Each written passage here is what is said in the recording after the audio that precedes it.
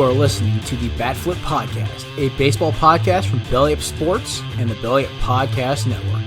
Here are your hosts, Damian and Matt. Welcome back, everyone, to the Bat Flip Podcast. My name is Damian here with the co-host Matt, coming to you on August 2nd of 2022. Got a trade deadline episode today. Sorry for missing last week. Matt and I were not able to line up on a time, but it's going to be a super long episode, so buckle in for this one.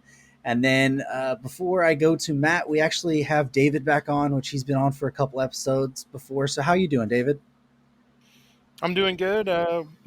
Trying to start my new job here and, balancing out watching this trade deadline unfold, which it was pretty crazy today. So, probably one of the best players in baseball moving teams over to the Padres. So I'm excited to dive into that and, what some teams did and some teams didn't do. So Matt, how you doing today? I'm doing well. Sorry about last week. I was on vacation. I was actually on a boat while we were supposed to be recording. So, but it's been a crazy deadline, like David said. It's been a lot of fun to keep up with, and there's been some head scratchers. There's been some enormous moves, and there's been some head scratching moves on teams not selling too. Rockies, but we're gonna get into it here just a second. Yeah, so we broke this down by division. So we'll go ahead and start in the American League East, and we'll start with the Yankees, who were one of the more active teams on the deadline this year. And the first trade that we have for them is that they traded Jordan Montgomery to the St. Louis Cardinals, acquiring center fielder Harrison Bader and player to be named later, or cash. Yeah, so starting off with this one, Jordan Montgomery has been a pretty solid pitcher this year. It has a 3.69 ERA and 114 innings. His peripherals back that up very well, and he's a solid mid-rotation arm for a team that go into a team that really needed mid-rotation arms because outside of Wainwright and Mikolas has had a really good year. They were really lacking behind those two guys, and now they've added in Jordan Montgomery and Quintana, who we'll get to later. But they brought in Harrison Bader to New York, who they've been playing Judge in center field a lot, and they'd like to save his legs by putting him back in his natural position in right field. So it makes a lot of sense to bring in Bader, who's an elite defensive center fielder. Has swung the bat pretty well at times too. Last year, 110 WRC plus. Year before last, 114. So this year's been a little bit down, but he's also dealt with some injuries. He is coming back soon. So, a good insurance policy for the Yankees. And also, Aaron Hicks has played a lot of center field too, and you just never know what you might get with him health-wise. So definitely a good move, really a win-win move there, because the Yankees went from their depth of starting pitching and the Cardinals, were able to fill a big need, and they have depth in the outfield. So. Absolutely. So the next trade that we had from the New York Yankees was acquiring relief pitcher Scott Effross from the Chicago Cubs for Hayden Wesneski. So David, what do you, since you're a Cubs fan, what do you know about Scott Effross? So Scott Effross was generally my favorite pitcher of the season so far, man. He's a sidewinder, throws a lot like Steve Cishek. If you just kind of have a visual in your head, he was sitting on a 218 FIP this year and a 28% strikeout rate with a 6% walk rate. The guy was been featured on Pitching Ninja a bunch. So if you had an eye on that account, you'll have seen Scott Effross a bunch. This is the Cubs jumping on the capitalizing of a value, and this is the kind of trade that they have not done in years. I can't even remember the last time they capitalized on someone's value like this. Effross having an amazing season, the Yankees picking up an amazing reliever, and the Cubs are going to get a starting pitching prospect in Wisniewski that has a good slider. He's good fastball up in the mid-90s. He was up in the top 10 in the Yankees prospects lists. From what I saw, he's going to be about the 8th best prospect on the Cubs, and probably their 2nd or 3rd best pitching prospect right now. So just a really good pickup for them. And I think the Cubs did a good job here, even though I don't like giving up Scott Effross like that. He has 5 years of control. If he's good for 5 years, this one might look bad down the road and look really good for the Yankees. But overall, yeah, definitely a win-win, A+ grade on both of these acquisitions. Yeah, just a quick comment on that from my end. you never know when a reliever like a Scott Efros, who was never a really highly touted prospect, every now and then one will turn out to be Steve Cishek or Darren O'Day or somebody that's around a long time. But for every one of those, you have a guy like Dan Winkler or Richard Rodriguez that like has one insanely good season or half season and then just completely falls off. Relievers are very volatile, and the Cubs cashing in on it, may or may not have been a great move. It's just kind of a wait and see on that. Yeah, so another one, we'll jump to the next Yankees move that they did was acquiring Frankie Montas and Lou Trevino from the Oakland A's for Ken Waldachuk, Luis Medina, J.P. Sears, Cooper Bowman, another starting pitcher for the Yankees, and another reliever to help fill that bullpen role.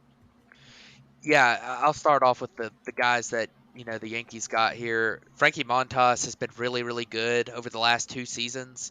2021 had a 4.1 wins above replacement.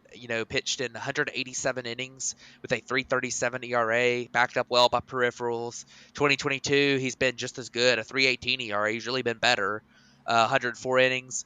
The one little blip on the radar was that a couple weeks ago he got pulled from a start or missed the start because of some shoulder tightness, and but he did come back from that and pitched pretty well in his outings, after the injury. So I think that might have lessened the return just a little bit. But they also got Lou Trevino in this trade, who at times has been a really good reliever.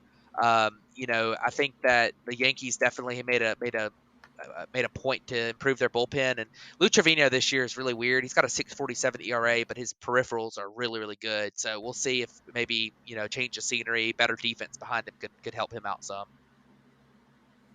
Yeah, and then the next move that the Yankees did, which was kind of the move that kind of kicked off all of trade deadline season last week, was acquiring outfielder Andrew Benintendi from the Kansas City Royals for right-handed pitcher Beck Way, left-handed pitcher TJ Sikkema, and right-handed pitcher Chandler Champlin.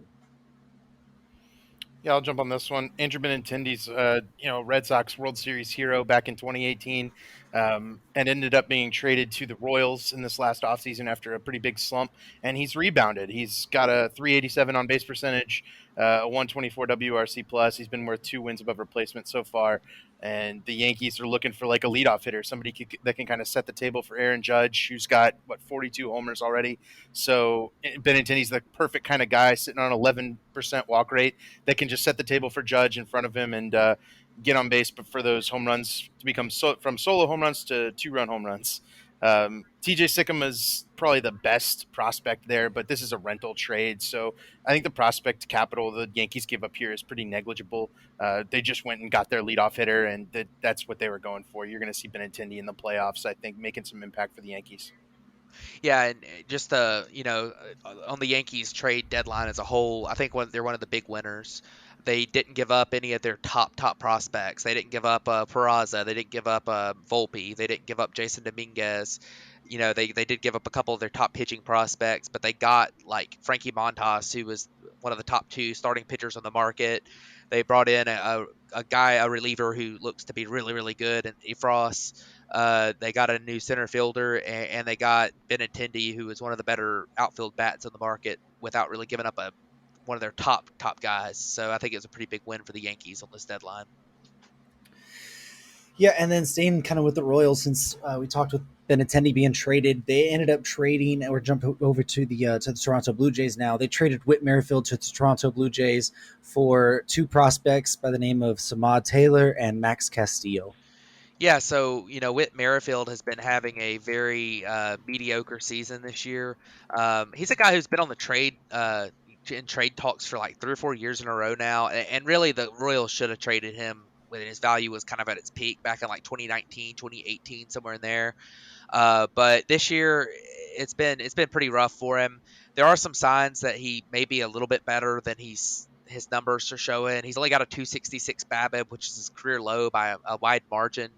And his plate discipline numbers aren't any worse or than they have been in the past. The fact is his walk rate's up a lot over the last 3 years, so that's something that's good to see. But he's a guy who's going to be a good utility player, can play a lot of different positions. George Springer's dealing with some injury, so that he could help their outfield some. And he also steals a lot of bases. He had 15 stolen bases this year already, so definitely a good base runner. He's kind of a good utility bench player at this point in his career, who could be a league average hitter, defender, and a good base runner. So I think it's a pretty good move for the Blue Jays without giving up a ton of capital. Yeah, and then the Blue Jays continued their trade deadline by acquiring Anthony Bass and Zach Pop, with a player to be named later from Miami for shortstop prospect Jordan Groshans. And then also along that, we'll just to wrap up Toronto's, they acquired Mitch White and Alex DeJesus from the Dodgers for Nick Frasso and Moises Brito. Yeah, so this I think is the Blue Jays being uh, a contender for winning their division, even if they can catch the Yankees. But at the very least, they'll be the strongest AL wildcard team, I think, without a question, with this reliever group that they've acquired here. White should be able to start from the Dodgers. He's pretty good. And Damien, you might even be able to speak on White a little bit better. Anthony Bass played for the Cubs in like 2018. He was very good, and they let him go, which was a little weird. But he's made a career down in Miami, making saves. He's been a really good ground ball pitcher. But this year's walk rate's down. ERA's at 1.4, and he's been one of the most effective relievers in baseball. And he might have even been the best reliever traded at the deadline. Efros was probably close there with Bass. Zach Pop's been just as good for the Marlins and maybe a little less time, but he's another ground ball heavy kind of pitcher that can fit into their bullpen really well. And they only give up Jordan Groshans and Nick Frasso, who are valuable prospects, but they're probably not superstar level players. And so, if you're Toronto, you kept Tiedemann, you kept Gabriel Moreno, you kept a lot of those big, heavy hitting prospects that you could use later on. I think this is a fantastic deadline for Toronto, and they can really set up because they didn't give up anything of note, and their offense is already insane. So, the rotation's a little bit bolstered with White. The bullpen's great. Toronto gets like probably an A- for me. I mean, they didn't pick up any heavy hitters, but they did a really good job. Yeah, to piggyback on the Toronto thing, I think a lot of people were a little surprised they traded Groshans, but I don't think they realized that Groshans really struggled in the upper minors after being he's still a top 100 prospect on a couple of sites, but his value's been dropping really quickly. So it might be one of those scenarios where they were able to sell, get pieces for him while they can before he just ends up being like a quadruple A player or something. So I think it was a good deadline for Toronto for sure. Yeah, and then just with going to Mitch White, a player comp that's pretty easy is coming from the Dodgers to the Blue Jays is Ross Stripling, kind of swingman type five in a rotation, fastball, slider, curveball guy. He's going to be pretty solid, probably outperformed all his stuff so far this year. So just kind of be a solid arm for them to have in there, some depth, since they battled some pitching injuries to start with. But moving over, we're going to go to the Boston Red Sox, and this one happened because it's a more of a deal that we're going to talk about later, and this was kind of a fallout from it. But Boston is acquiring first baseman Eric Hosmer, outfielder Max Ferguson, outfielder Corey Rozier, and $44 million from the San Diego Padres, which is the entire Eric Hosmer contract for prospect Jay Groom. Yeah, this was a really, really weird trade because you're getting if you're Boston or if you're the Padres, why are you if you're selling the $44 million and Hosmer, you're paying his entire contract, you know, you're you're giving up prospects too, like Max Ferguson and Corey Rozier. I don't think those are like crazy good prospects or anything, but it's weird. And Jay Groom's a guy that he was a former first round pick, by the and a guy that when he was picked, he was considered the top prospect in that draft, although he ended up being picked like 13th or 14th because of slot values and how the major league draft goes. But his value really hasn't been as high. He's drafted way back in 2016, and he's 23 years old now. He is at AAA, so you're getting a guy who is a upper minors, been around a long time. Um, if you're the Padres, and then Hosmer is just kind of a slightly above replacement level first baseman, which honestly might be better than what the Red Sox had. I mean, Dahlbeck and Franchi Cordero haven't exactly been setting the world on fire at first base for the Red Sox, so they might have upgraded a tiny bit at first, even though Hosmer's not very good anymore.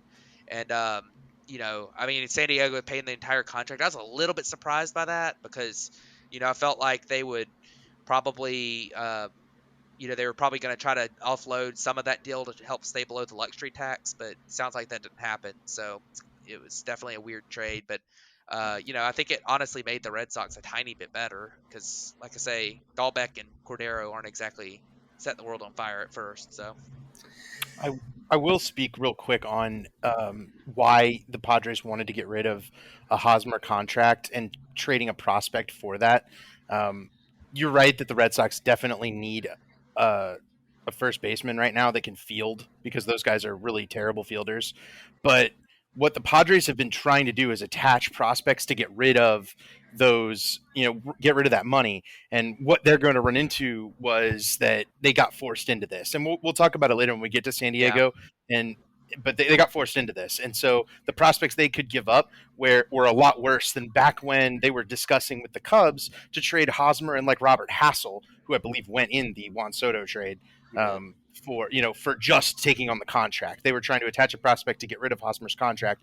So that's the idea is when you have so much prospect capital like the Padres did, they just wanted to use it to get rid of Hosmer. Well, then now they just gave it away without giving up that prospect capital, and the Boston's just trying to take advantage of that, where Boston can afford a guy like Eric Hosmer. Absolutely. So the last trade for this division, it's a much smaller than all of these ones, but the Tampa Bay Rays acquired David Peralta from Arizona for catching prospect Christian Serta. So David Peralta for the Rays or for the Diamondbacks was having a pretty good year. He's been an above league average hitter. He's been a roughly league average fielder. His numbers are real similar to what they've been his entire career: 248 average, 315 on base, 457 slugging. He's hit 12 home runs. He's just a really good outfield bat, corner outfielder. Does everything decently. He's not a crazy good player.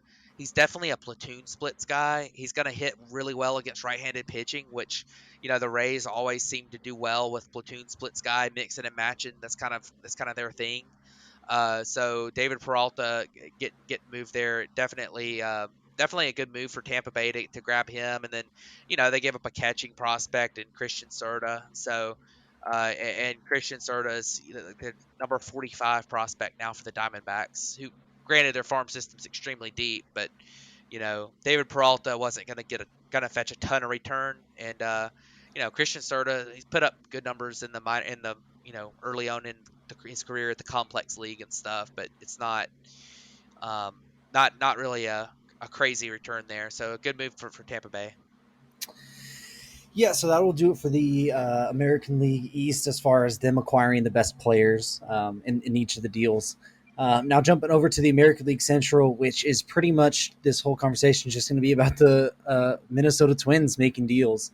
We talked about the Royals trading off, the Tigers traded off one guy, White Sox didn't do really anything, and neither did the Guardians. So Minnesota acquired, I guess we'll just run down them all and we can just talk about it in one thing. Minnesota acquired Michael Fulmer from Detroit for Sawyer Gibson-Long. Then they acquired Jorge Lopez from Baltimore for Cade Povich, Juan Rojas, Yenner Cano, and Juan Nunez. And then they acquired Tyler Mahle from the Cincinnati Reds for Spencer Steer, Steve Hajar, and Christian Encarnacion Strand. So my favorite prospect that the Twins gave up here was Christian Encarnacion Strand, Tyler Mahle kind of looks like a controlled starter star. Kind of, I expected him to get a similar return to Frankie Montas or Luis Castillo, just because he's one of those FIP darlings that tends to underperform his peripherals and strike out a lot of guys, not walk a lot of guys, just ends up giving up some extra home runs because he plays in Cincinnati. So I was kind of expecting Mahle to get a little more, but I think what we see in this trade specifically, because I think it's the most important trade, is that Encarnacion Strand is kind of getting viewed right now by the industry as a really, really good prospect. And I think Steer and Hajar also are really good prospects. Those were guys that, in my research of looking at what the Cubs should go after, those were guys I wanted the Cubs to go after. They have really, really good numbers in the minor leagues. Encarnacion Strand's a third baseman right now who's got like a 160 WRC plus in Double-A as a 20-year-old. Like he might be a superstar level player.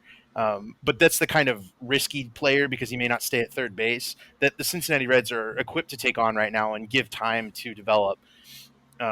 as for the Twins, I mean, they pick up their starter. They pick up Jorge Lopez, who was probably the most underrated player at the deadline. I think he probably could have fetched a lot more and probably was more valuable to the Orioles to the rest of the year. The Orioles are like 2 games out of the wild card right now. And so, we're going to get into the AL West here in a little bit and talk about another Orioles player getting traded, but it doesn't make any sense for the Orioles to be selling right now, but they were anyway.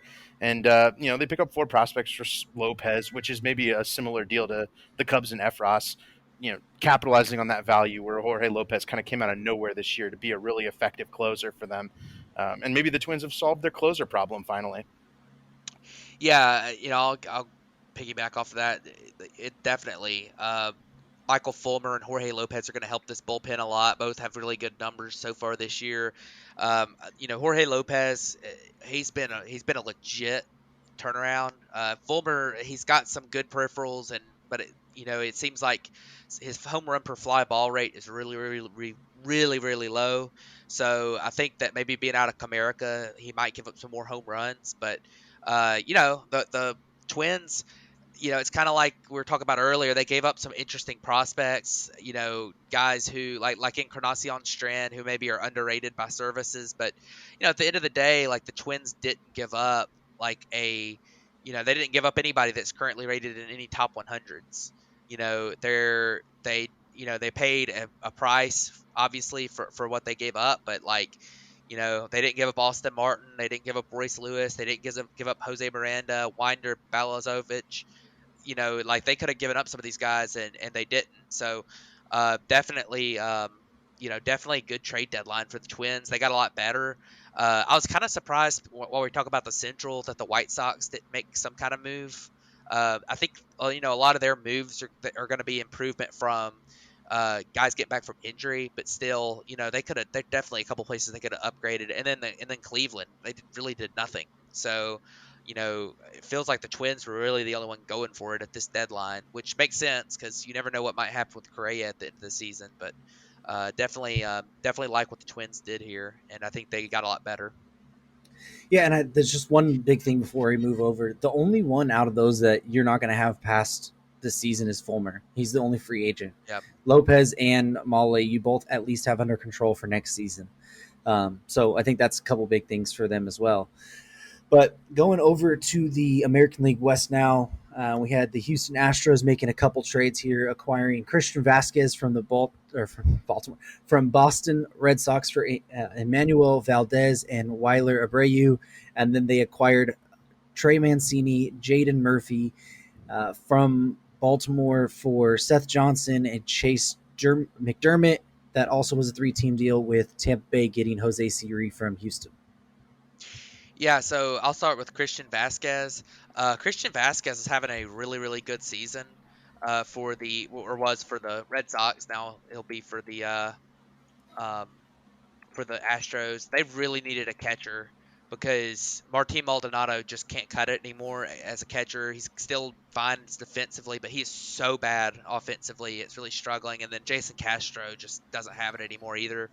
But Christian Vasquez was having a really good year, 111 WRC plus. He's always been a fantastic defensive catcher. So you're getting a really, really good player in him if you're Houston. They didn't have to give up an awful lot for him. So I think that they definitely made a good deal there with that acquisition because it kind of fills a hole in the Houston lineup that they really needed, and they didn't give up a ton for him. They didn't give up any kind of major overpay or anything like that. So definitely a good trade there for Houston. I will say that I think it's an absolute crime that the Orioles traded Trey Mancini, coming off of coming back from missing a season 2020 with testicular cancer. He's been back at it, and he's been hitting just as well last year and then this year as he was before. Maybe not quite as good, but this year he's certainly shown he's cut the strikeout rate a little bit. Walk rate's the same. On-base percentage is up.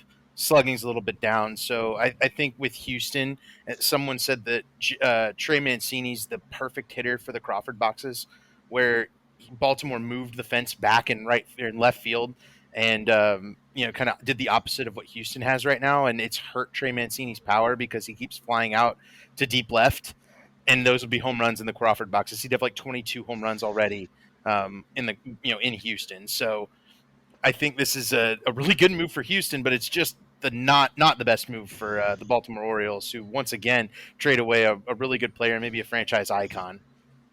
Yeah, I think that, and also on that, Jose Siri getting traded to the Houston Astros had a bunch of center fielders that are kind of the same, and I think Jose Siri is going to end up being like a Tampa Bay type player, so that might end up being a kind of underrated acquisition for Tampa Bay. But I think if Baltimore was going to trade Mancini, they really needed to get a huge amount of return, and I think they really did for a guy like Mancini.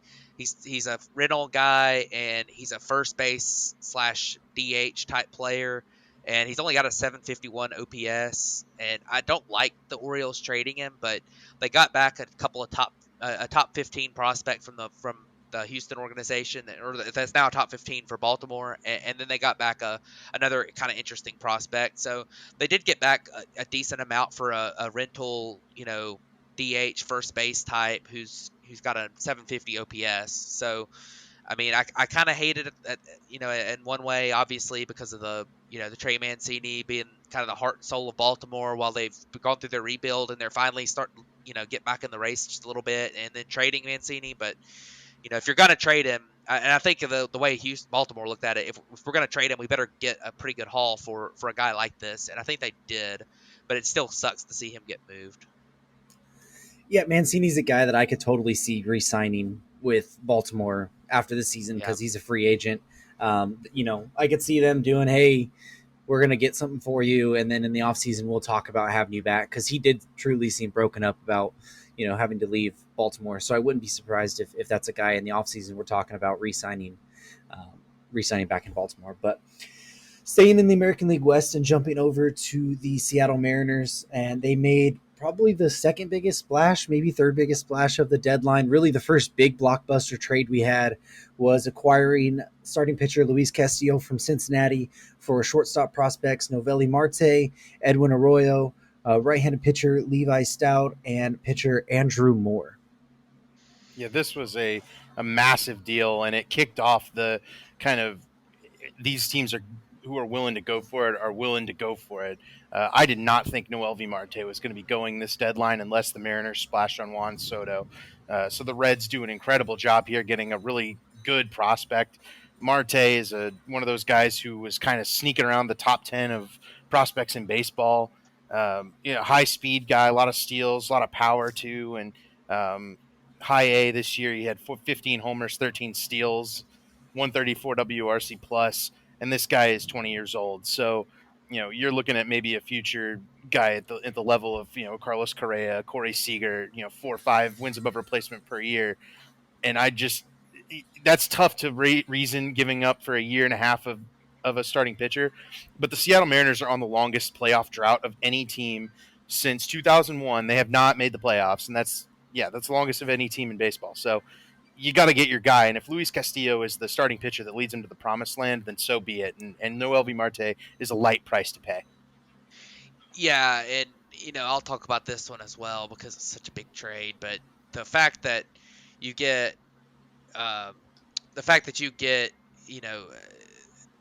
Edwin Arroyo as well in this deal. If you're Cincinnati, you got to be thrilled with the return you got. Luis Castillo is really, really good. He's having a great year. He's got a longer track record than some of the other starters that got moved. Like, he's got a much longer track record than Tyler Mahle for sure, and he's got a longer track record than Frankie Montas. That's probably why he's fetched such a much larger return. But you look at Edwin Arroyo as a 18-year-old in A ball and full season ball has got a 132 WRC plus. He's hitting 316 with a 385 on base, a 514 slug. Some teams are a little bit worried about his athleticism playing as it goes forward.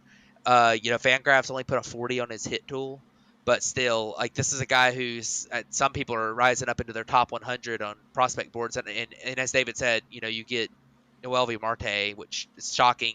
I think that it probably would have been close to a fair deal if it was just Noel V. Marte for Luis Castillo, and then you throw in a guy who some people are putting up as in the top 5 of their system. Plus, Stout, I think, is a guy who some people are definitely high on, thinking that is a potential, a pretty high rated guy too. So definitely an interesting trade here. I think that you look at Seattle though, and I mean they had to do something to address their pitching. They've been really lucky in their pitching staff this year, so bringing on a guy like Luis Castillo, they can now run out Robbie Ray, Luis Castillo, and Logan Gilbert and George Kirby, and their front four. That's a really good rotation. So they've gone from a mediocre rotation to start the year to a really good one at this point. So definitely good move there.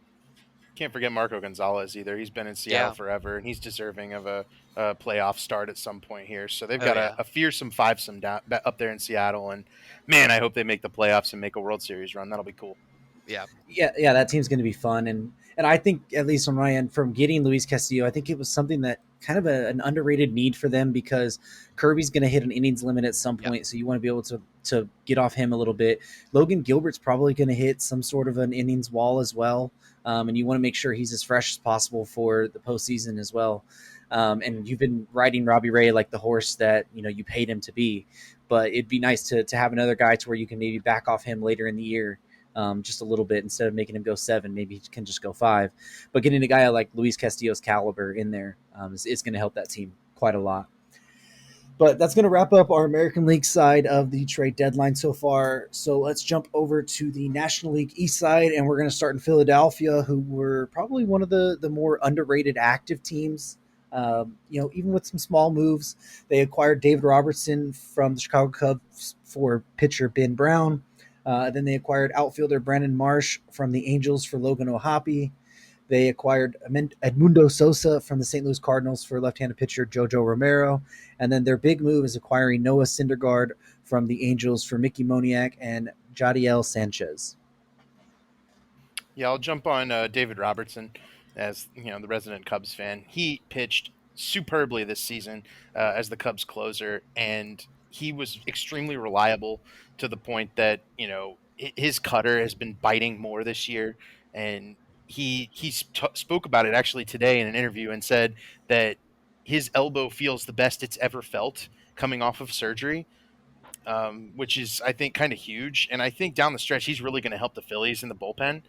I mean, as for the Cubs, you knew they were going to have to trade David Robertson. He was 37. They signed him to a one-year deal. They got half a season of really good performance from him.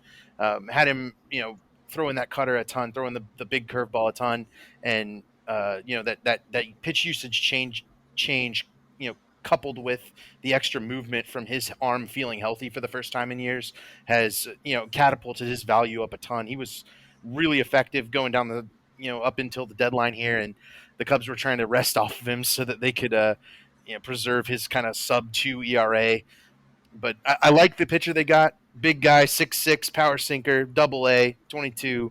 The perfect little lottery ticket for a guy like David Robertson. And I don't think the Phillies are. They got Painter, they kept Abel, even through those bigger trades. But in terms of the Robertson deal, I think the Cubs win, the Phillies win. Good deal for all, and Phillies are looking to make that playoff push.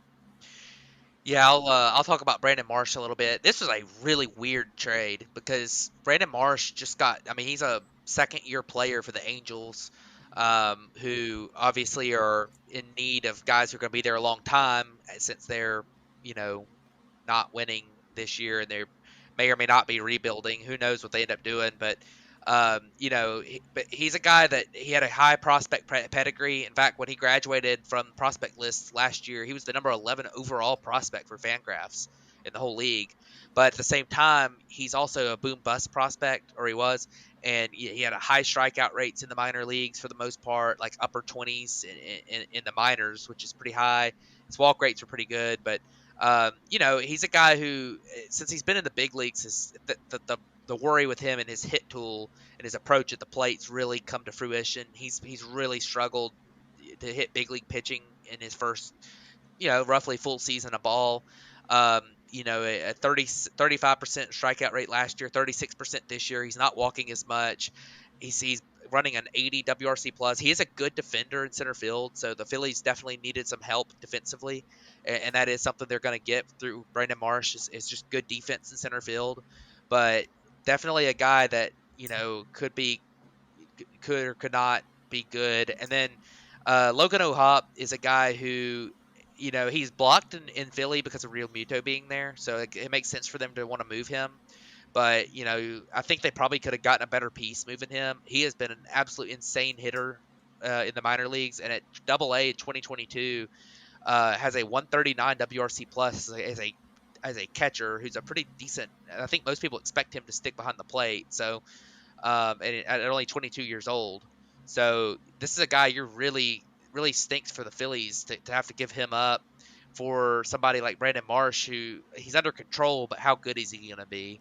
So it seems like he might be one of those like Victor Robles types who ends up being a good base runner defender, but just never handles big league pitching. But we'll see. Definitely a risky trade from both ends here, but and one of the more interesting ones today. So.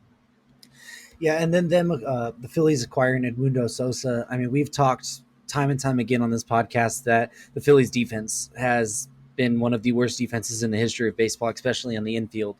And they acquire a defensive first player that can play all three, up the middle and then third base, and give you good defense there. He's not going to be much of an offensive player, but as long as they get some sort of a defense in there, they don't give it much. They give up left-handed pitcher Jojo Romero, who had kind of struggled with them, really didn't have a spot, and so it's pretty much an even trade there. The Cardinals get a pitching prospect that they can try and throw in their bullpen, and the Phillies get some sort of resemblance of defense on their roster. Yeah, and then I'll speak on Noah Syndergaard.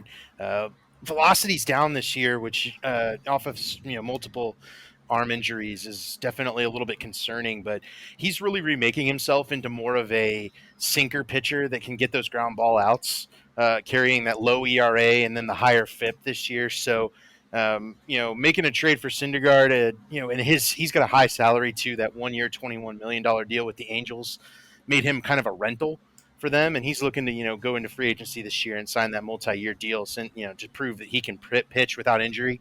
The Angels were never going to get much for Noah Syndergaard just because of that big salary. But the Phillies definitely looking for that starter that can kind of step into their number 3 spot behind Nola and Wheeler. And I think Syndergaard really fits that mold nicely since he's become that sinker ball guy. I just hope that he doesn't end up sacrificing a lot of runs just because of that defense behind him.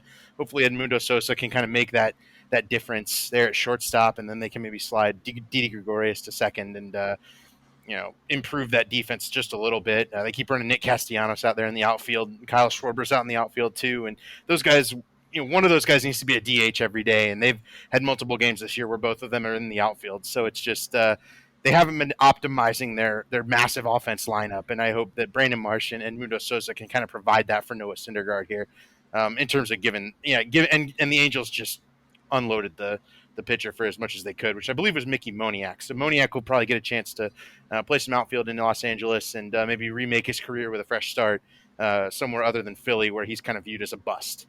Yeah, I wanna mention with Moniak, this is a guy that obviously he was the number 1 overall pick several years ago. He was a cost saving number 1 pick, but I want to mention he has been really good in the minor leagues this year so far.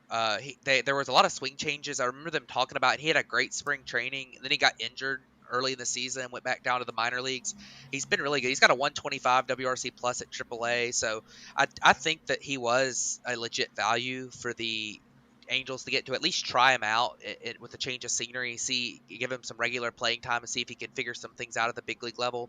And then Yadiel Sanchez, watch out for him because he's the type of guy. He's 21. He's in complex ball, but he's a switch hitter.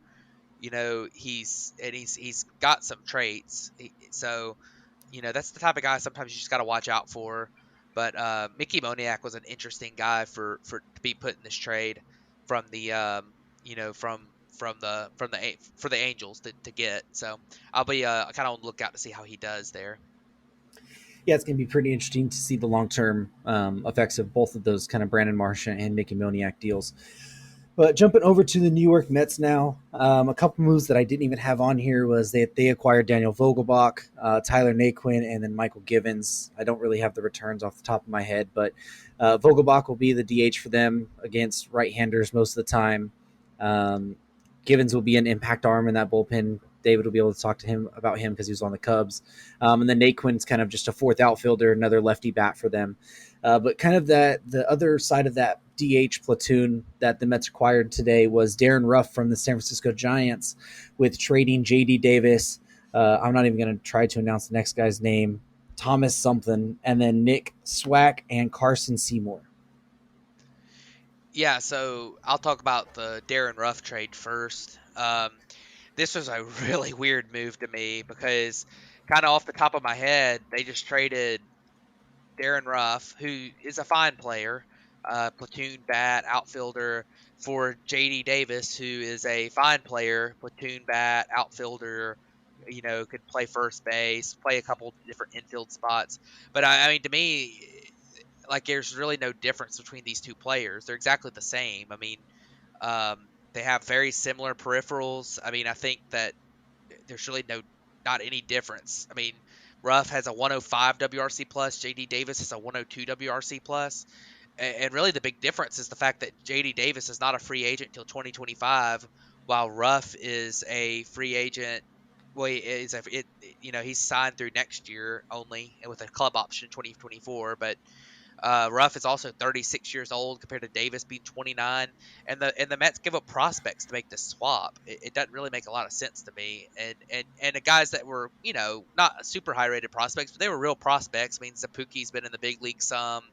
And Zwack was on their top 30. So I thought that was a really strange trade for me, and I don't really understand it from the Mets' point of view. I get it though. I understand where it is. Is this was the Wilson Contreras package, and the Cubs were not willing to take this.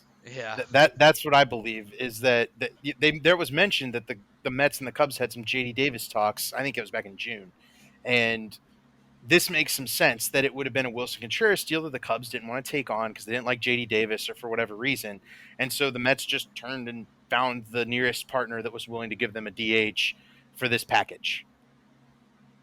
Yeah, and I mean, Yeah. I don't think you can give the same package for Darren Ruff as you do for a guy like Wilson Contreras, but I don't know. This was a weird one for me. So Yeah, and there were some rumors about them also being interested in trading Dom Smith, and we didn't see that go anywhere either. So that's going to be something that we can, look forward in the future. But I'm just glad Matt told me how to say Zapuki now, I think so that's I how you can. name Zapuki, something. Hey, we're gonna roll with it. But let's stay in the American League East, and we'll jump over to your Atlanta Braves now, who made a kind of a flurry of moves the night before the deadline, and then one big move at the end of the deadline. But they acquired Jake Rizzi from Houston for left-handed reliever Will Smith. They acquire switch hitting outfielder Robbie Grossman from Detroit for Chris England. And then at the buzzer, they acquire Rysel Iglesias from the Angels for Jesse Chavez and Tucker Davidson. Yeah, and I'll go through these real quick. There's not huge moves, but Jake Rizzi has been decent this year, but he struggled. He dealt with some injuries. He actually had a weird Achilles injury that ended up not being a tear or a break when a lot of people thought he might be out for the year after suffering it. But he's come back and he's looked okay. He's kind of a number 5 starter slash long reliever type guy, kind of a spot starter swingman. The Braves really needed that. They've got some guys, kind of like we were talking about with the Mariners. They got a couple guys with Strider and Wright who are kind of approaching the most they've ever thrown innings wise. So kind of getting another guy, maybe go to a 6-man rotation for a little while could help. And they got rid of Will Smith, who's been absolutely atrociously bad this year. And really, didn't really understand this move from Houston at all, except the fact that Houston actually had no lefties in their bullpen. So I guess they had to get a lefty of some kind, and the money kind of worked out with these two guys. They have similar, Will Smith's a free agent after this year. Rizzi is not, but Rizzi's owed. They're basically owed roughly the same amount of money over the rest of their deals. So, you look at Robbie Grossman coming to Atlanta. A guy who's really struggled this year, but he hits lefties really well. And the Braves have Eddie Rosario playing left field, who's a left-handed hitter. So I think that's just a straight up platoon right there. Another thing that was kind of interesting to me is that Marcell Ozuna has reverse splits too. He's been DHing for Atlanta, so maybe throwing Grossman out there when you face a lefty could make sense too. Chris Anglin really wasn't a real prospect. He's like a way down the line, maybe could be a reliever type guy. And then the big one, Rizal Iglesias for Jesse Chavez and Tucker Davidson. Jesse Chavez had been really, really good for Atlanta, but I kind of get it with him. His stuff's not good. It might have been a little bit of smoke and mirrors how good he'd been this year.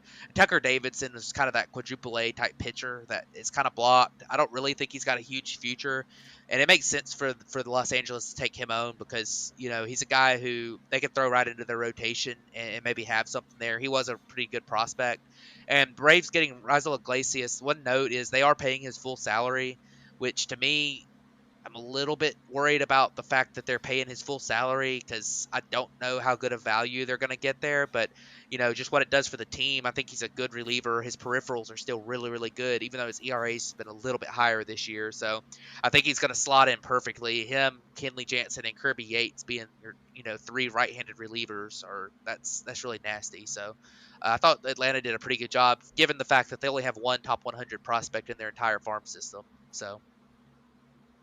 Yeah, and then I think what this also does is it gives you some insurance in the offseason going in with, if Kenley doesn't decide to come back or whatever, you kind of have a closer locked in at that point because Iglesias can slide over to that role pretty easily, and especially for the contract he's getting paid there. But jumping over to the National League Central, not many moves from here really, but the Milwaukee Brewers acquire Matt Bush from the Texas Rangers for Mark Mathias and Antone Kelly. And then the St. Louis Cardinals acquired Jose Quintana and Chris Stratton from Pittsburgh for Johan Oviedo and Malcolm Nunez. I know it was a couple days ago, but the Brewers traded Josh Hader to the Padres. Yeah, David, we'll get into that. We'll get into that when we talk about the Padres. Still, I mean, that's a big trade in the NL Central because they still went for something. Whatever. The rest of the moves are weird, and I think the NL Central's moves are punctuated by the lack of moves. The Cardinals did not trade for Juan Soto, and the Cubs did not trade Wilson Contreras or Ian Happ. And those are significant to me, more so even than the trades that didn't happen. The Cardinals had more, I think, a better package to give the Padres or rather the Nationals than the Padres did. And they didn't give them. They were clearly unwilling to part with Dylan Carlson and Jordan Walker, and I feel like that was a no-brainer. Those, if you just package those two and then maybe some lesser prospects, they probably get the deal done. And then the Cardinals have Juan Soto, Paul Goldschmidt, and Nolan Arenado in the middle of the lineup. The fact that they weren't willing to get to that point, it's just shocking to me. But it's nice as a Cubs fan, obviously. But I can't fathom why the Cardinals wouldn't have done that trade. And I think that Carlson's probably more valuable than any of the prospects that San Diego provided right now. But he's not even close to Juan Soto's value. So it's one of those things that you improve so mightily in left field if you're the Cardinals that you instantly become the division favorite. I don't see why now you're banking on Jose Quintana to save your season. But the Cubs keeping Contreras after he's been very emotional about leaving the Cubs and he's slumped in July. This has been a distraction for him, and now he's being kept to potentially lose money in the free agency pool. This is maybe a strange move, I think, but the Cubs have been clear that they did not like the offers that were provided for Contreras, and maybe we oversold his value as a bat, and maybe a catcher half the time in the middle of the season as an acquisition. So I certainly don't hate keeping Contreras, but now the Cubs need to extend him, I think, is the clear next step, because you can't really just go give him a qualifying offer because I think he'll take it. Yeah, I agree with you. I mean, I thought that. I mean, trading for one thing, Ian Happ is kind of one of those guys. It's like it's not that big of a deal. If you didn't like what you're going to get for him, you're going to have him next year. So I didn't think that was the end of the world if they weren't blown away by an offer. But I mean, with Contreras, I mean, obviously the Cubs did not think that whatever they were going to get for Contreras was worth that they thought they could do better with a comp pick in the draft than what they would have gotten for Contreras, or they can be in the same situation, trade him next year at the deadline, or have him next year, if they're competing. So, I mean, I don't fully understand. I would have traded him, but I get it to a certain level. You look at You look at Matt Bush, talk about the guys who did get traded. Matt Bush, he's having a really good year was for Texas. He'll be good in Milwaukee. One thing Milwaukee needed to do, and we'll get into the Josh Hader trade in a few minutes, but they did need to get a little more deep in their bullpen because they really only had two really good guys there. So Matt Bush helps the depth in that bullpen. And then you look at St. Louis as a guy who is, um, a Jose Quintana is a guy who he struggled for the last couple of years, and but he's pitching really well this year. He's always been a guy. It's kind of interesting to think about. He's always been a guy that suppressed the home run ball and has run really low home run per fly ball rates. And I think it makes a lot of sense to me that the fact that his value he stopped being an elite pitcher in 2017 after he got traded. That was the first year of the real juiced ball era. And this year we're back to not juiced ball and he's back to being really good. I think the juiced ball probably hurt him worse than any other pitcher.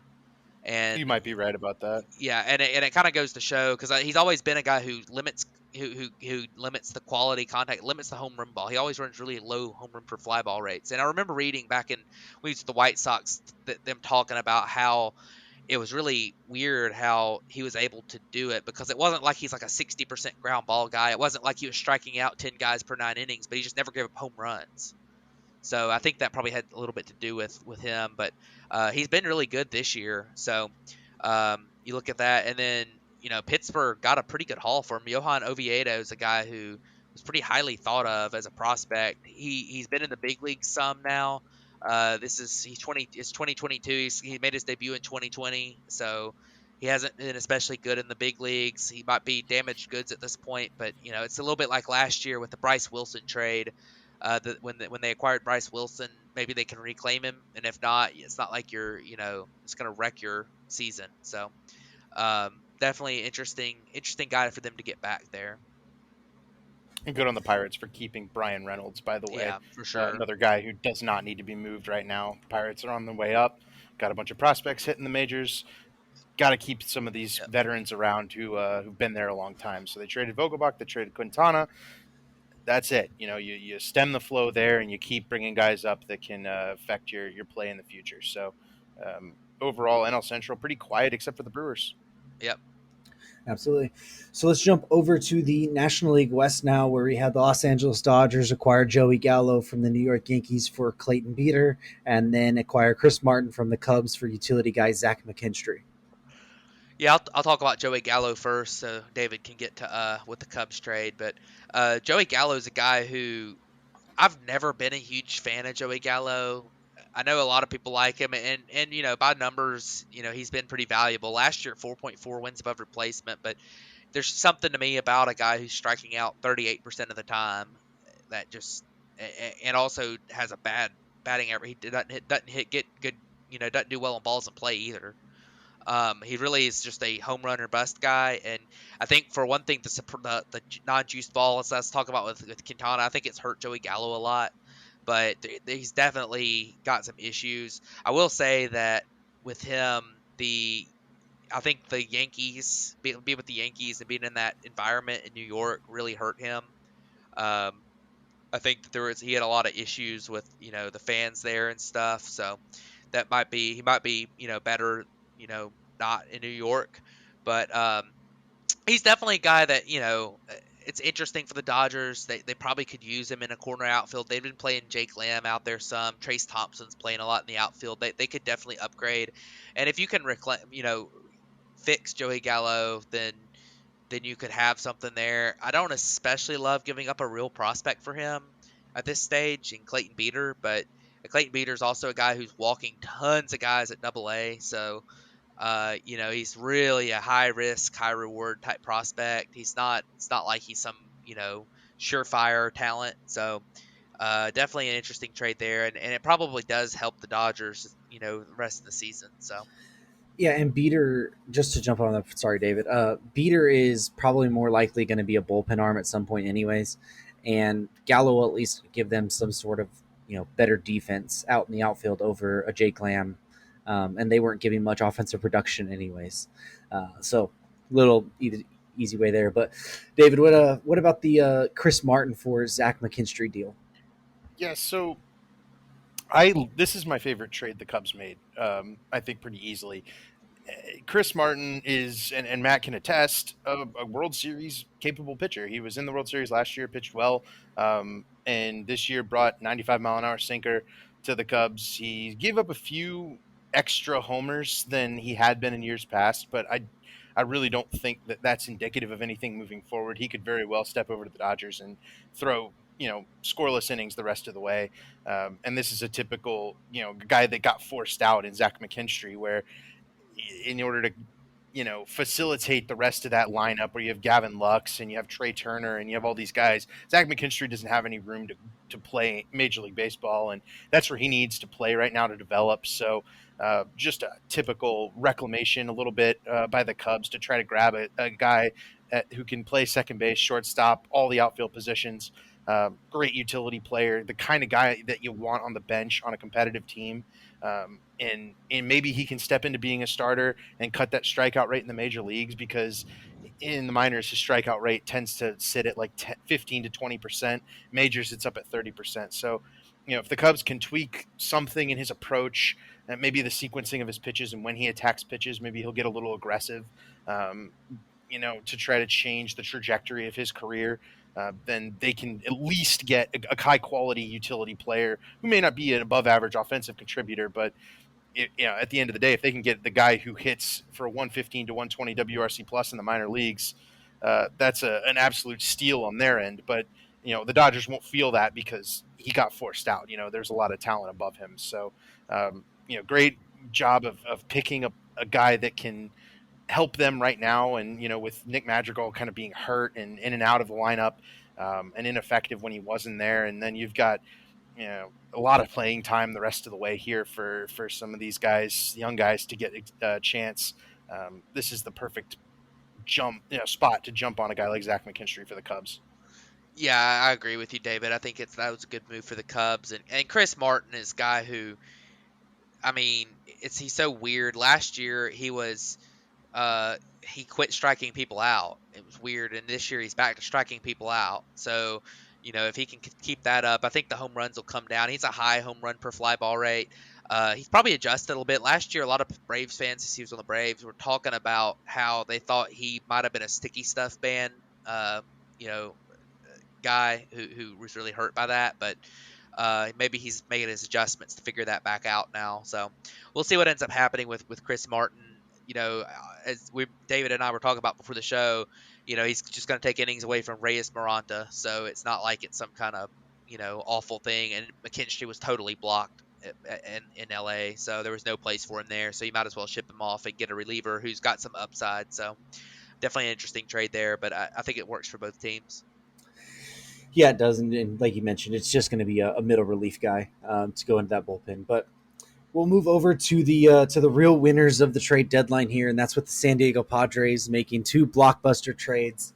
The first one is acquiring Juan Soto and Josh Bell from the Washington Nationals for Luke Voigt, Mackenzie Gore, C.J. Abrams, Robert Hassel, James Wood, and Harlan Susana. I think we're both going to have a lot of thoughts on this one. I'll go ahead and start. I mean, it's hard to even find a place to start on this. Juan Soto, 23 years old. Everyone knows about him. He's one of the best players in the game. In all likelihood, he's going to be a future Hall of Famer. He's having a down year this year, but he's still been like a 151 WRC plus in a down year. He's going to be insane. He's projected by the projection systems to have a 174, which is like Trout level hitting. Is projected. Now, I will say that his defense and base running are horrible, which is something that long term maybe affects him. If he had good base running and defense, he'd be the best player ever. But that doesn't really make him not good. But he's insane.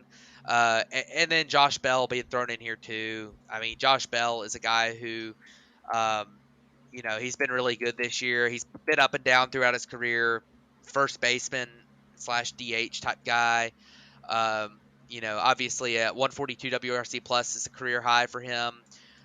He's done this before. He had a really hot start in 2019. His track record's been a little bit of inconsistency, but Definitely a good pickup when you're playing Eric Hosmer at first base every day. So, but the big question is, everyone knew that this was gonna. Everyone knows this is a great move for the Padres when it comes to their team. But I think the big question mark going into this was what's the return going to look like? And honestly, I really don't think the return's quite as much as I was kind of expecting. I do think that the Nationals got some guys who are probably undervalued by prospect lists in the industry. I think that like James Wood is a guy who's probably more of like a top 50, top 40 type prospect. The way he's played in A ball this year than he is a um, 66th overall prospect type guy. Robert Hassel the third is a really really good looking prospect at high A center fielder. It's gonna be top. He's a top 40 guy. CJ Abrams is very interesting. I think that we might David and I, from what we talked about earlier, have a little disagreement on CJ Abrams. I'm not super. I think he's good. I think he's a really solid prospect, but I think he's really risky. I'm not super high on him, but I think he could work out. And then Mackenzie Gore, being a guy who's been in the big leagues a lot this year, he's another guy that his prospect pedigree is really really good, but he's had some inconsistency at times. So I am a little bit worried about him being a star, but at the same time he's got such high upside.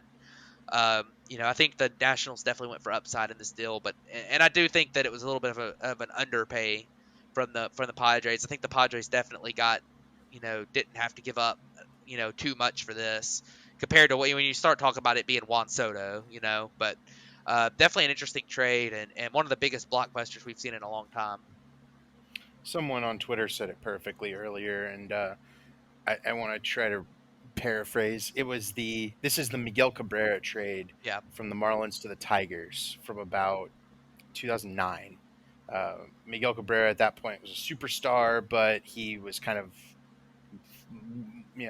flailing away in Miami.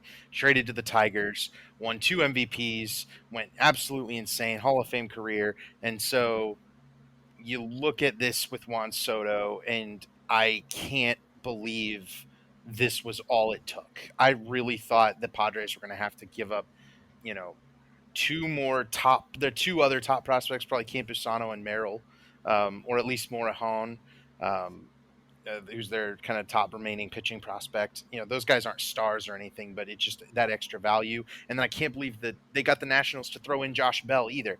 But when I went and pulled it up because I was curious, and let me read you Juan Soto's stats since 2020. Started 2020 to now. 296 batting average, 449 on base percentage, 542 slugging, 418 WOBA, 165 WRC plus, 14% strikeout rate, 21.5% walk rate, 63 homers, 21 stolen bases, 212 runs scored. He scored the same number of runs as Mookie Betts, who is a famously, a good base runner, guy who's going to get around the bases a lot faster.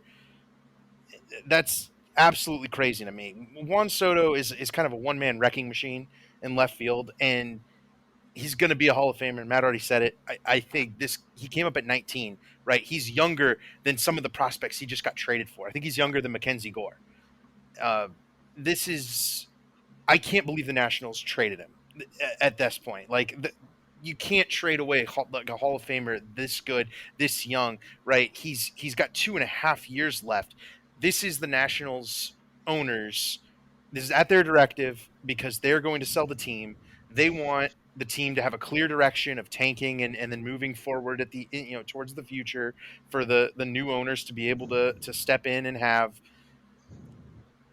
This is the perfect place for any team to jump in and acquire a Hall of Famer to go ahead and supplant their World Series run, and that's what the Padres have done right here. You have to call them the World Series favorites at this point, but it's like they're not even leading the division, right? The Dodgers are leading the division. This team is not even complete. It's Juan Soto is going to go in here and bat with around Manny Machado and Fernando Tatis. This is a absolute juggernaut of a team, and they're not in first place yet. So the Padres have spent all this currency. AJ Preller has gone off the deep end, going for this, and I love it. But I cannot believe some other team didn't want to try to beat this. Even a team like, teams that are tanking, like the Orioles or the Cubs or the Pirates, these teams with big prospects, they could pay this. Extend Juan Soto and then, build your team from there, because apparently all it took was 5 or 6 pretty good prospects. Yeah, and I wonder, based on the way that things sounded about Juan Soto, I wonder he turned down the 400 something $1 million extension, which I do think is the AAV on it was really low. But I wonder if he would have signed any deal, because as long as he was with Washington, they were going to be bad for like the next 5 years, regardless of whether Juan Soto was there or not. I wonder if he basically told Washington, "I'm not signing any extension here," because I want to go win. I wonder if that maybe had something to do with it too. But yeah, I mean, if you're Washington, I mean, I feel like, for one thing, I feel like you could definitely have gotten this package in the off season. I think it maybe even better, because other teams would have gotten involved. Right now it's just contenders getting involved, because teams that aren't contending don't want to pay for three pennant races when they're only going to be involved in two. But I mean, this is a return that I would have expected from with 2 years of control. So it'll be interesting. Now that we kind of getting out of the way the trade too. Maybe um, it'll be interesting to see what if the Padres are able to lock him up long term. I think that's kind of the next big thing. Or if the Padres gonna, I mean, they're gonna be spending well over $1 billion on 3 players if they do, which is pretty insane. But I mean, for the 3 players that it would be, it might be worth it. So, Yeah. Here's what I saw. Oh, go ahead, Damien. I was going to say, so jumping in on it, as far as the extension talks with Juan Soto, as far as that part, Scott Boras has, because he's a Boras client, had come out and said that he wasn't signing an extension until the new ownership was in place with Washington, at least. Yeah. And the new ownership, whoever that's going to be, I guess they wanted Juan Soto gone beforehand. So that's kind of what happened there. It comes to a point where I feel like AJ Preller, I mean, we've talked about him. He went off the deep end here, and you just mentioned the payroll flexibility, if they're going to be able to have enough to re-sign him. It feels like they've really pigeonholed themselves into this 2.5-year run with Soto, because they don't have any prospects left. Their pitching isn't the greatest. I mean, I know they re-signed Musgrove to an extension, but Darvish is getting older there. You just traded Gore. I mean, Clevenger's going to be having to get re-signed soon. I mean, you don't have a clear pitching, staff behind that coming up. And, are you going to be able to commit that much money to the 3 people? Because we've seen them not be the willingness to go into the luxury tax threshold like a team like the Dodgers have been willing to do. So that's going to be interesting to see what happens here in the next couple of years, because I feel like they've really pushed their chips in for 2.5 years of, hey, we're going for it, and then after that, we don't really know where we're at after that. The explanation I saw, and I don't remember if it was Passan or one of the main baseball writers, but they said that the idea was to go for the World Series this year and next year, and then evaluate in that offseason, the 2023 offseason, of whether or not they could trade Soto for maybe a lesser return, but a similar, echelon of prospects, 1 or 2 guys, and then, recoup value in their system that way. And I think that may be a brilliant strategy if they can do that, right? And you're absolutely giving, let's say you just get exactly back, James Wood and CJ Abrams, for example. You are absolutely giving up those 4 prospects for the year and a half of Juan Soto, right? So yeah. They are focused, I think, fully on the first this year and next year, and then whether or not they trade Juan Soto after that will be, 2023 offseason's problem. They're not focused on an extension. They're just going to go in and try to win the World Series in 2022 and 2023. And, bottom line. Yeah, I mean, and that screams what AJ Preller's done in the past too. I mean, he has repeatedly thrown his chips in on one season and hoped that it went well, and I think this season he's made better moves this season to do it with Juan Soto, and we'll talk about Josh Hader in a minute, but I think that this is definitely.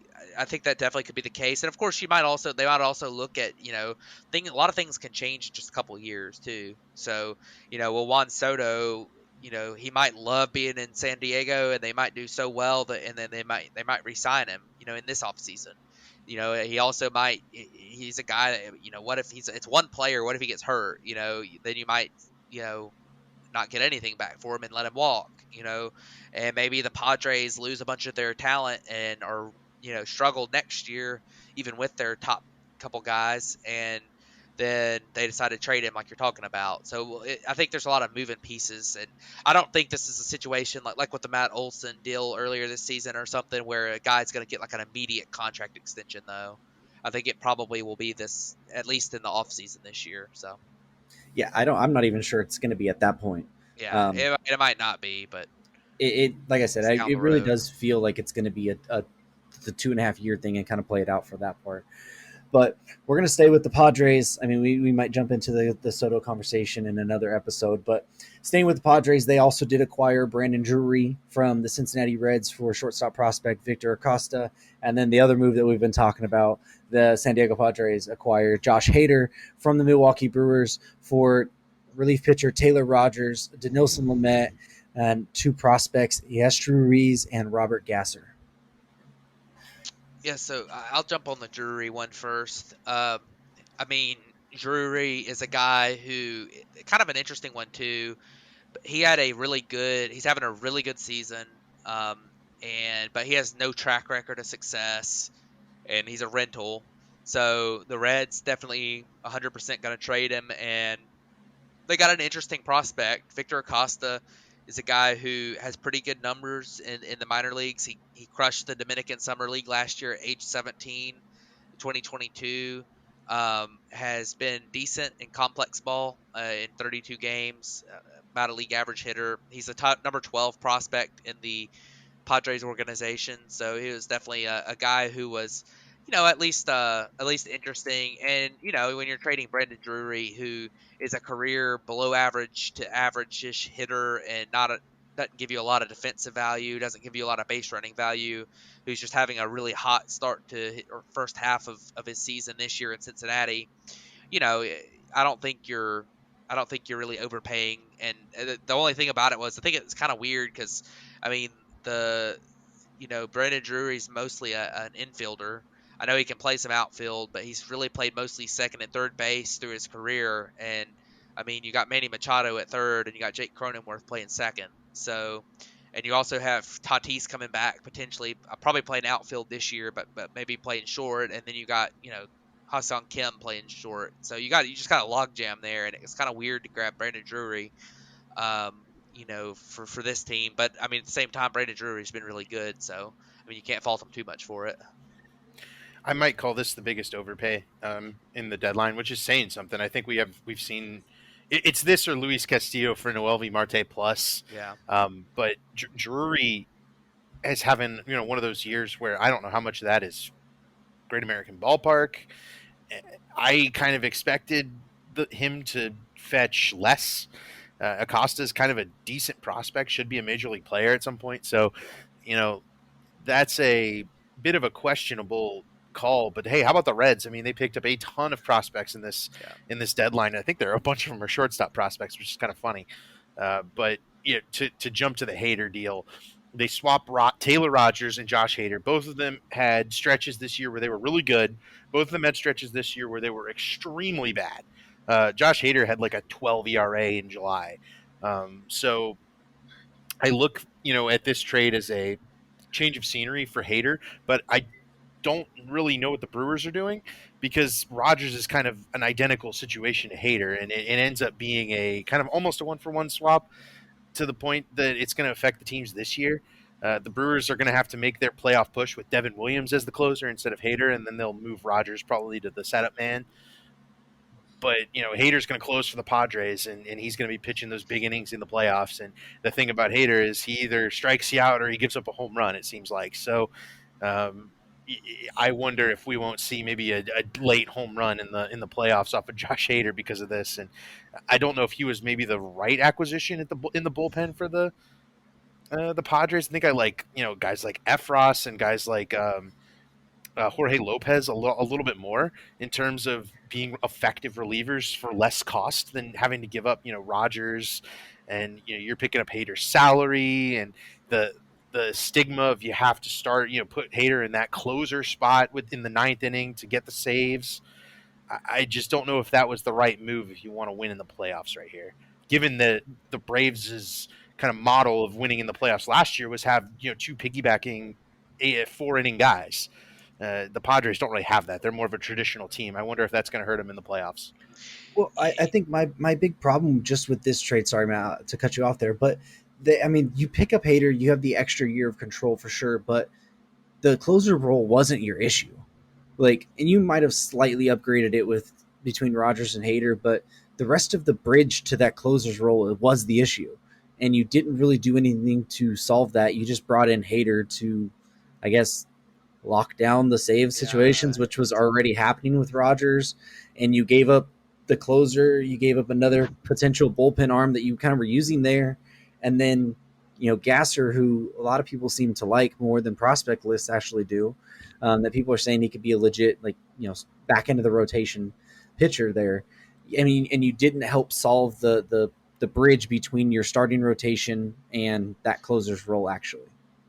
Yeah, I mean, I agree. This screamed to me a Preller type deal that we've seen a million times, where he goes after a big name, and that is probably a little bit over. He overpays for it. I mean, we've seen it so many times. We saw it back when he traded Yasmani Grandal for Matt Kemp.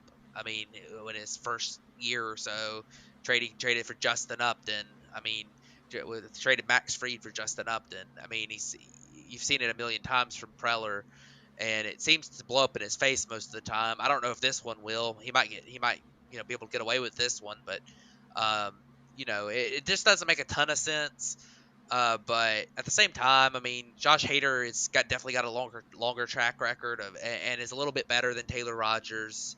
I mean, you probably save a tiny bit of money this year because of Dinelson Lamet moving, which it just feels like Dinelson Lamet's a guy that the Milwaukee's going to figure out how to make him into a really good reliever too. But I don't know. It's kind of a weird trade for me. I mean, I guess it makes sense from the standpoint of, I don't think they're very worried about Hader, his last month. I mean, look at his track record of over his entire career, and then look at the last month. I don't think it's that big of a deal, but definitely a guy who, I definitely think they probably got a little bit better in the bullpen, but, I think that at the same time, I don't know if it was really worth paying two prospects and a major league pitcher to make up the difference between Taylor Rogers and Josh Hader. So definitely kind of weird, but yeah, and I do look at Milwaukee now, and you see a hole in the back end of their bullpen. It's filled by Devin Williams, obviously at the closer spot. He can step in. He's been stepping in with Hader struggling. He steps in when Hader's out, but Devin Williams was really strong in the eighth inning to set Hader up, and they were kind of a thunder and lightning from the right and left side. Now you're sitting on Taylor Rogers, who's not nearly as reliable as Hader. I think this negatively affects Milwaukee's playoff chances, and it positively impacts St. Louis's playoff chances in the NL Central, because I don't think either of those teams are going to be good enough to win the wild card. The Phillies making all those additions, I think the Phillies are going to probably be able to stay in front of whoever's second in the NL Central, and so then you look at the Cubs didn't get worse, the Pirates didn't get a lot worse, so those teams are going to be decently competitive, whereas we've seen before, like the Reds are going to be pretty disastrous. But their division didn't get a whole lot worse than it already was, and they already didn't have very many wins. So whoever loses out between the Brewers and the Cardinals is not in the playoffs. And the Brewers get worse in the bullpen right here. They Matt Bush comes in, but I don't feel like Matt Bush is going to offset the loss of Josh Hader and the attitude that would kind of give, where instead of adding at the deadline as a contender, you're subtracting and kind of supplanting. It screams to me that the Brewers are not making the right moves here, and that's where I kind of lament again against the Cardinals. Why would you not go and get that kill shot of Juan Soto to fully embrace that ability to jump ahead? There was rumors of the Cardinals going after Pablo Lopez. They didn't do that. The Cardinals missed an opportunity here, I think, to put the Brewers away, because the Brewers look like they're struggling and not really having a direction right now. I think this is a missed opportunity by both teams, really, because why were the Brewers doing this when they need to be out there adding, trying to get in the playoffs right here? Because all you got to do is get in. Was last year we saw the Braves were one of the last teams in, and they won the World Series. The Nationals won the World Series like 4 years ago from the wild card. It's going to be kind of a crapshoot once you get there. Obviously, you want the better players, but the Brewers are not doing anything to get better in the playoffs here, and not doing anything to get to the playoffs even. So a couple things off that. So you mentioned the Nationals winning the World Series. It's kind of funny because the year they did that, all three players from the infamous wild card game moment are on the Padres now, with Trent Grisham, Juan Soto, and Josh Hader are all on the Padres now as teammates. Yeah. But at least from Milwaukee's side, I mean, yes, you lost Josh Hader, but in all, I think you overall improved the depth of your bullpen at that area. Like the gap between as a closer strictly, because I believe Devin Williams will probably still stay in the eighth inning. They'll probably use Rogers as the ninth inning guy, or they'll do it based on the matchup between those two. I mean, Rogers has been pretty good this year as well, and he has a pretty good history of being a back end of the bullpen type guy. You didn't really lose that much of a gap there, and you were able to bring in Matt Bush and Dinelson Lamet. That if you're able to fill out or to figure out what Dinelson Lamet needs as to be a shutdown reliever there, you could improve the overall depth of your bullpen while not sacrificing so much as at just the closer's role itself. Yeah, I mean, honestly, I think it ends up after the moves kind of a wash for the Brewers. I don't really think they got better. I don't really think they got much worse. It kind of just depends on what you think of Taylor Rogers. I mean, I don't think he's as good as Josh Hader, but he's not like a bad closer. He's a good closer. If Josh Hader's people think he's top 5 closer in the game, then Taylor Rogers is probably somewhere between the 5th and 10th best closer in the game. Although they both had one bad month this year, so I don't know. It just feels like to me this trade just kind of didn't make a ton of sense from either side. But the Brewers obviously wanted to move on from Hader for some reason too. So there was something about Hader that they were like, we got to get him out of here, because it just seems like this trade was kind of a weird one. It's not like they grabbed some big time guy for him. It's kind of like they just kind of slightly downgraded the closer role and maybe grabbed a couple of decent prospects. Like, I don't know, it didn't make a ton of sense to me, but definitely am not ever really a huge fan of the buy sell type thing. So some people like that, but I don't. So Yeah, well, wraps up all of the trades that we had. At least I think we talked over 30 trades in just this episode alone. There were plenty more that happened on a much smaller scale that we didn't get to. Maybe as the players play and they have good weeks or something, we might revisit some of that stuff. But overall, before we end this episode, what are your guys' overall thoughts on the trade deadline and the outlooks of this postseason run that we're gonna head off into? well, I guess I can go ahead and start. I mean, I thought it was a really, really interesting trade deadline. Anytime you end up with the Juan Soto, being involved, that's when it got really interesting, because there was a lot of time there where people were thinking this wasn't going to be that big of a deadline, which outside of Soto, it was really kind of a normal, when it came to like who was being traded type thing. But I thought that there were some good winners and losers. I definitely think the Padres were a big winner. They got Soto. They did give up a lot, but I don't think they gave up what I expected Soto to fetch. And then they got a couple other guys who are really going to help them too. I think the Yankees did a really good job. They really didn't give up that much of anything, other than they gave up a couple pitching prospects, but they didn't give up like any of their top 5 type guys. And they got a lot better with Frankie Montas being kind of the headliner there.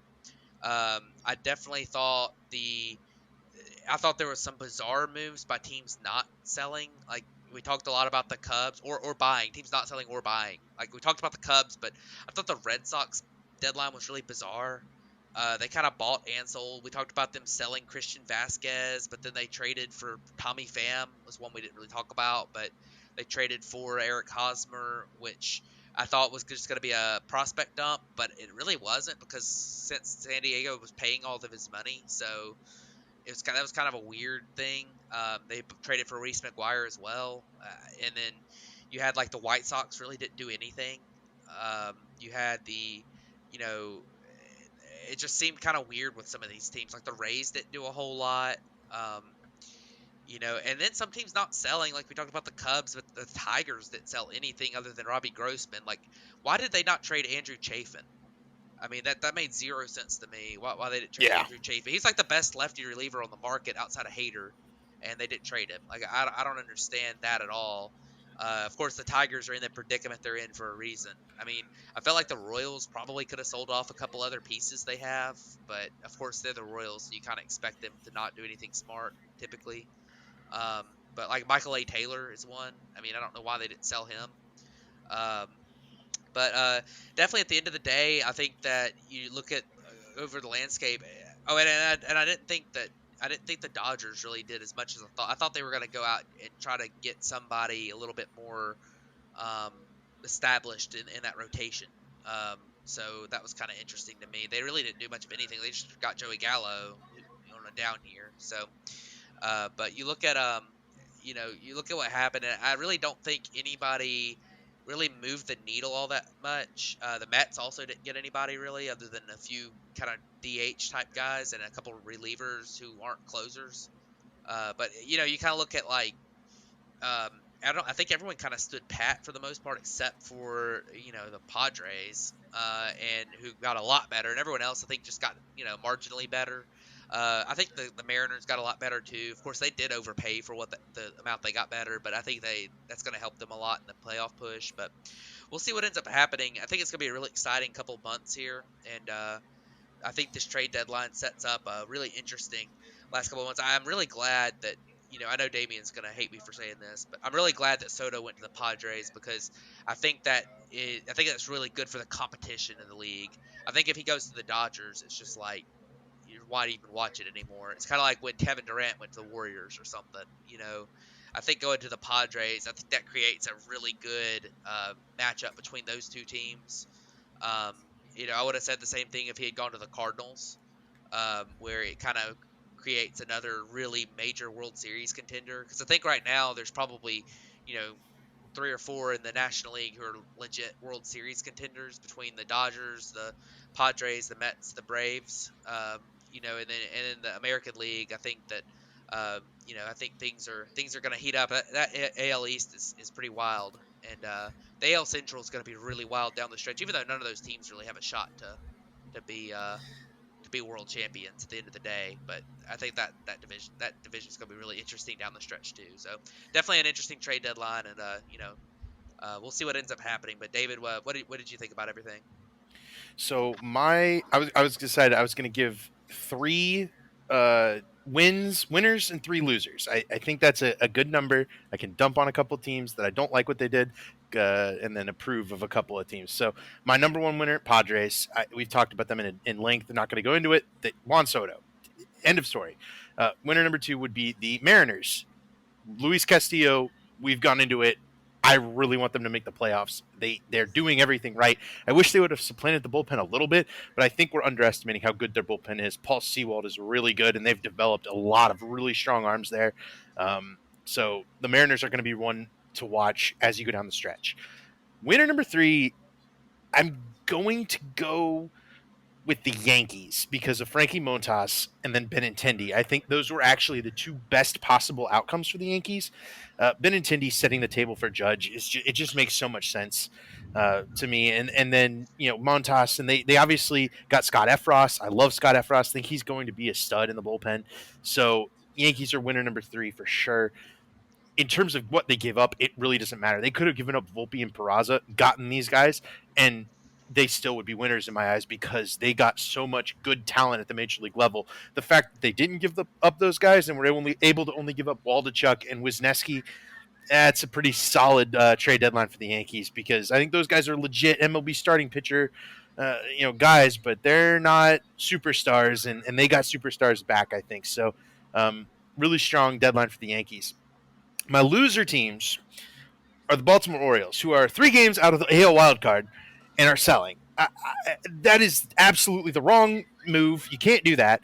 Even if the Baltimore Orioles had just stood pat and kept Trey Mancini and kept Jorge Lopez and missed the playoffs, no one would have questioned it.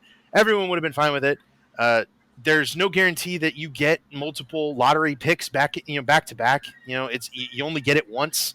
Orioles picked high this year. They picked first this year. They've got a ton of prospects. They could have bought light, kept all their top prospects, kept all that currency. They didn't do it. They could have made the playoffs this year. They realistically could have. They wouldn't have won the World Series, but they could have gone in and picked up Tyler Mahle for an interesting player and kind of to lead their rotation. They're getting John Means back next year. Like, they're going to have a team that's decent enough to get into the playoffs.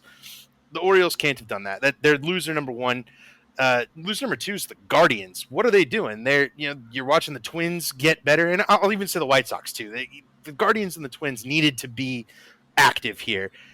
They're neck and neck with the Twins. The Twins go out and get Mahle. They go out and get Fulmer. They go out and get Lopez. White Sox don't really have anything to do anything. They don't have any currency. Their prospect system is the worst in baseball. The Guardians just didn't do anything. They were pat for nothing. They need another bat probably, and just didn't pony up. So those two are they're kind of in the same boat for me. You have a very winnable division. You're not going to win the wild card. Why not go for it here? But they didn't even sell. So it wasn't like they took a direction. It's very aimless, and that's, I think, the wrong call. And then the last loser is the Rays. They have a huge prospect cache, and all you come out with is Jose Siri. Come on, what are you doing? They could have upgraded a catcher, could have traded for Contreras. They could have gone out and picked up another reliever. We know the Rays love their, spinny relievers, and there were plenty of them available. They didn't pick anything up. They simply just didn't go for it, but they didn't sell either. And we've seen that the Rays can shift the direction of the franchise simply by selling. When they picked up Baz and Glasnow in the same trade. So, no direction from the Rays. They're loser number 3. And yeah, that's it for me. Yeah, one more thing you're talking about the loser. We didn't even mention, because they didn't make a trade. What about the Rockies too? They did nothing. Like, they literally did not make a single trade this year. Yeah, they signed an extension though. The only team that did that, remember? Yeah, the horrible only team. Yeah. To David, I don't know if you saw that, but did you hear what the Rockies GM said? No, I didn't. He said that, they asked him why he didn't make a trade, and he's like, well, we were the only team that signed anybody to an extension. 29 other teams didn't sign anybody to an extension this week. And they were like, well, Austin Riley and Joe Musgrove literally signed extensions this week. And those guys are a lot better than the 38-year-old reliever. Yeah. You see what a team like the Cubs is doing, where they're capitalizing on reliever value. You see the Orioles capitalizing on controlled reliever value. And you see the Rockies adding control years to a 38-year-old reliever. All right. Good for Daniel Bard to get paid. That's all I got on them. They are a disappointment, and they should probably sell the team. Yeah, it's just like it, and with the Rockies too, and I'll just make one point on that too. You say they should sell the team. It's hard for me to hate on them so much. You kind of have to, because they're making such dumb moves. But it's weird because they're trying to make good moves, but they're just bad at it. Like, some of these teams are like the Pirates are like penny pinching and stuff. Like, I don't think the Rockies are really penny pinching. I think they're just bad at making good moves. And that's kind of what I hate about it, is that you want to encourage a team to try to do good and improve their team. But man, like, if you're just going to keep signing Chris Bryant to $180 million contracts when they can't stay healthy, like, speaking of which, he went on the IL again. I mean, I don't know. I mean, the Rockies and the Angels at the same level. It's like, it's hard to hate on their ownership because they're putting up the money to try, but they're just bad at it. Like, they can't, So, but anyways, I thought that was crazy that they didn't even make everyone's hating on the Cubs. At least the Cubs traded a couple pieces. Like, the Rockies literally did nothing at all. Like, they could have traded Crone. They could have traded Jose Iglesias. Like, why is he still a Rocky? He's just gonna walk at the end of the year. He had some kind of value. Like, somebody would have taken him on as a utility guy. You might have gotten a back end of the rotation prospect type thing. I mean, it just makes no sense. But yeah, it doesn't. But sorry, we've went really long on this trade deadline episode. But a lot of activity. We had to hit all into it. We'll hit on some more stuff over the next couple weeks and get into some deeper conversations. But thank you guys for tuning in to this episode of the Bat Flip Podcast, and we'll catch you guys next week.